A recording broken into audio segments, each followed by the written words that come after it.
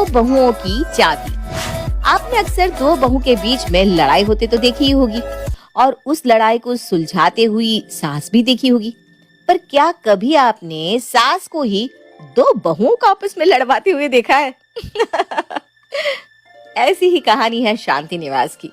कहने को तो शांति निवास है, लेकिन उनके घर में अक्सर अशांति फैली रहती थी और इसके पीछे की वजह कोई और नहीं बल्कि खुद शांति थी। जी हाँ, शांति की दो बहू किरण और आशा के बीच शुरू से ही अनबन रहती। ऐसे ही एक दिन आशा किचन में काम कर रही होती है, तभी छोटी बहू किरण किचन में जूठे बर्तन रख देती है। ओए महारानी, क्या कर रही है ये? हाँ, यहाँ जूठे बर्तन छोड़कर कैसे जा सकती हो तुम? अरे खाया है तो धोकर जाओ ना। माफ करना दीदी, लेकिन आज किचन में काम करने का दिन आपका है तो बर्तन भी आप ही धोएगी ना। अब जिस दिन किचन में काम करने की बारी मेरी आती है उस दिन आप भी तो ऐसा ही करती हैं। अच्छा, मुझ पर ही आजमा रही हो? वाह बेटा वाह। कोई बात नहीं, आज मेरा दिन है, कल तुम्हारा दिन होगा, तब मैं भी ऐसा ही करूंगी मेरी प्यारी देवरानी जी। जहाँ दोनों देवरानी जिठानी आपस में झगड़ा कर रही थी, तो वहीं अपनी कमर पर चाबी लटकाते हुए ठमकती हुई शांति जी उनके पास आकर खड़ी हो जाती है। अरे कैसा शोर मचा रखा है तुम लोगों ने? घर में जब देखो तब शांति निवास में अशांति फैला कर रखती हो तुम दोनों। माँ जी, मैंने कोई अशांति नहीं फैलाई, बल्कि आपकी बड़ी बहू को दिक्कत है काम करने में। अब जब मेरी बारी आती है किचन में काम करने की, तब दीदी भी तो मेरा काम बढ़ाती है ना। अब जब मैंने खाकर एक बर्तन क्या रख दिया तो हमेशा की तरह चिकचिकबाजी करने लगी। किरण, तुम्हें ऐसा नहीं लगता कि तुम कुछ ज्यादा ही फालतू बोल रही हो? मैंने चिक नहीं करी, शुरुआत तुमने करी है।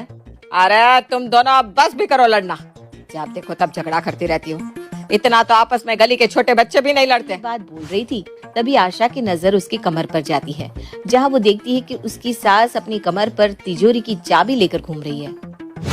वो सब तो ठीक है माँ जी, लेकिन आप ये बताइए कि आप अपनी कमर पर ये तिजोरी की चाबी लटकाए क्यों घूम रही हैं? अरे ये तो मैंने ऐसे ही लटकाई है। अरे जब इतने बड़े घर की अकेली मालकिन हो तो थोड़ा शौक तो करना बनता है ना। बात तो माँ जी बिल्कुल सही कह रही है। अब इतना बड़ा घर है और उसकी मालकिन इकलौती सासू माँ, ये नहीं हो सकता। अब सासू माँ की जगह लेने का समय आ गया है। इस घर की मालकिन तो मैं ही बनूंगी। सासू माँ, आप अकेले इस घर की मालकिन नहीं है, बल्कि इस घर की मालकिन मैं भी हूँ, और अब आपसे इस घर की चाबी तो मैं ही लेकर रहूंगी। शांति की दोनों बहुएं एक अलग ही ख्याली पुलाव पकाने लगती है और उन दोनों को इस तरह देख शांति उन दोनों को उनके ख्याल से निकालने के लिए एक चुटकी बजाती है। किन ख्वाबों में खो गई तुम दोनों महारानियां? अभी तक तो बड़ा लड़ रही थी, अब क्या हो गया तुम दोनों को? माँ जी, मैं क्या बोल रही थी कि मैं इस घर की बड़ी बहू हूँ, तो उस हिसाब से आपके बाद इस घर की मालकिन तो मैं ही हुई ना। और जब मैं इस घर की मालकिन हूँ तो ये चाबी भी मेरे ही हाथ लगेगी। क्यों, सही बोल रही हूँ ना मैं? अरे अरे, ऐसे कैसे सही बोल रही हो? इस घर की इकलौती बहू आप नहीं बल्कि मैं भी हूँ। इस घर में सिर्फ आपका ही राज नहीं चलेगा, और वैसे भी माँ जी की सेवा सबसे ज्यादा मैं करती हूँ, इसलिए इस चाबी की हकदार तो मैं ही हूँ। चुप करो तुम दोनों। इस चाबी का हकदार वही होगा जो इस घर के काबिल होगा, और वैसे भी मेरे होते हुए ये चाबी मेरे कमर से कहीं और नहीं जाएगी। इतना बोलकर शांति वहाँ से मटकती हुई चली जाती है। वहीं दोनों बहुएं आपस में देखती है और एक दूसरे को टॉन्ट मारते हुए कहती है, इस घर की बड़ी बहू मैं हूँ, तो ये चाबी तो मुझे ही मिलेगी। माँ जी इस चाबी की हकदार मुझे ही बनाएंगी। वो तो समय बताएगा दीदी कि इस चाबी और इस घर का हकदार कौन है। और रही आपकी बात, तो मैं आपको बता दूं कि इस चाबी को आप नहीं मैं। इतना बोलकर दोनों बहुएं अपने कमरे में चली जाती हैं, जिसके बाद किरण अपनी सास के लिए पनीर की सब्जी बनाकर ले आती है। माँ जी देखिए, मैं आपके लिए क्या बना कर लाई हूँ। आपको ये पनीर की सब्जी बहुत पसंद है ना, तो खास आपके लिए मैंने ये शाही पनीर बनाया है।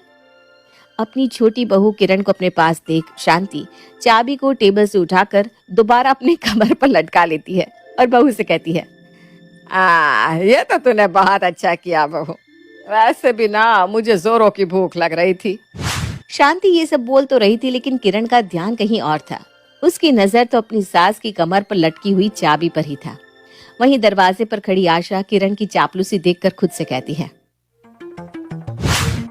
अच्छा बेटा, तो तुम माँ जी की सेवा करके उन्हें अपने झांसे में ला रही हो। कोई बात नहीं, मेरा भी नाम आशा है।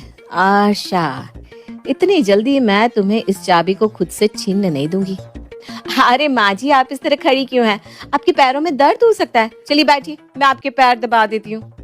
इतना बोलकर आशा अपनी सास को जबरदस्ती बेड पर बिठाती है और उनके पैर दबाने लगती है।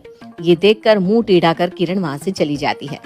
इसी तरह समय बीतता है और दोनों बहुएं अपनी सास की जी भर के सेवा करती है। ऐसे ही एक दिन, माँ जी क्या लेकर आई हूँ? ऐसा भी क्या लेकर आई बहू जो इतना जोर जोर से चिल्ला रही है? माँ जी, मैं आपके लिए बनारसी साड़ी लेकर आई हूँ। पता है, बनारस की सबसे महंगी साड़ी है ये। अरे वाह, साड़ी तो सच में बहुत अच्छी लग रही है। इस साड़ी को देखकर जी कर रहा है कि अभी पहन लूं। हाँ हाँ माँ जी, जरूर। ये साड़ी मैं आपके लिए ही तो लाई हूँ। अच्छा बहू, इस नई साड़ी को मैं एक बार ट्राई कर ही लेती हूँ। इतना बोलकर शांति वो बनारसी साड़ी पहनकर आ जाती है। क्योंकि शांति को वो साड़ी बहुत पसंद आती है, इसलिए वो अपनी छोटी बहू किरण को हॉल में बुलाती है और उन दोनों बहुओं के सामने अपने कमर से चाबी निकाल कर कहती है, तुम दोनों ने मेरी बहुत सेवा करी है और तुम दोनों की सेवा देखकर मैंने ये फैसला लिया है कि ये चाबी मैं जानती हूँ कि ये चाबी मुझे ही मिलेगी। माँ जी, जल्दी से ये चाबी मेरे हाथों में थमा दो। आपकी सेवा मैंने सबसे ज्यादा की है, इसलिए इसकी असली हकदार भी मैं ही हूँ। ये चाबी मैं बड़ी बहू को देना चाहूंगी, क्योंकि मेरे बाद आशा ही है जो इस घर को अच्छे से संभाल सकती है। उसने इस घर के हर सुख दुख को देखा है, इसलिए इस घर की और इस तिजोरी की चाबी मैं बड़ी बहू यानी कि आशा को देती हूँ। शांति की ये बात सुनकर किरण का मुंह बन जाता है। वो गुस्से में वहां से चली जाती है। तो वहीं आशा तिजोरी की चाबी पाकर बेहद खुश हो जाती है और वो चाबी को अपनी कमर में लटका लेती है। शाम को जब आशा टीवी देख रही थी, तभी वहां किरण आती है और जेठानी से कहती है, दीदी, अब आपने मुझे हरा तो दिया ही है, आपने उस चाबी को हथिया भी लिया है। मैं देख क्यों नहीं लेती कि आखिर माँ जी ने उसमें रखा क्या है? हाँ, बात तो तुम बिल्कुल सही बोल रही हो किरण, पर एक बात तुम्हें बता दूं कि तिजोरी की चाबी को मैंने हथियाया नहीं है, बल्कि अपनी मेहनत से पाया है। तुम्हें इस बात की समझ नहीं है, तुम नहीं समझ पाओगी। वैसे चलो चलकर तिजोरी में देख ही लेते हैं कि रखा क्या है। दोनों देवरानी जिठानी अब अपनी सास के कमरे की तिजोरी के पास जाती है। जैसे ही आशा तिजोरी खोलती है तो अंदर अपनी सास की कुछ पुरानी चीजें देखती है। उस तिजोरी में ना तो कोई पैसा था और ना ही कोई गहना। ये देखकर किरण को हंसी आ जाती है। भाभी, आपका तो सच में पोपट हो गया। अच्छा हुआ मुझे ये तिजोरी की चाबी नहीं मिली, मैं बिना तिजोरी की चाबी के ही खुश हूँ। उसकी ऐसी बात सुनकर आशा उस चाबी को जमीन पर फेंक देती है और वो चाबी सीधा दूर खड़ी शांति के पैरों के पास जाती है। बाहू, यह सब क्या है?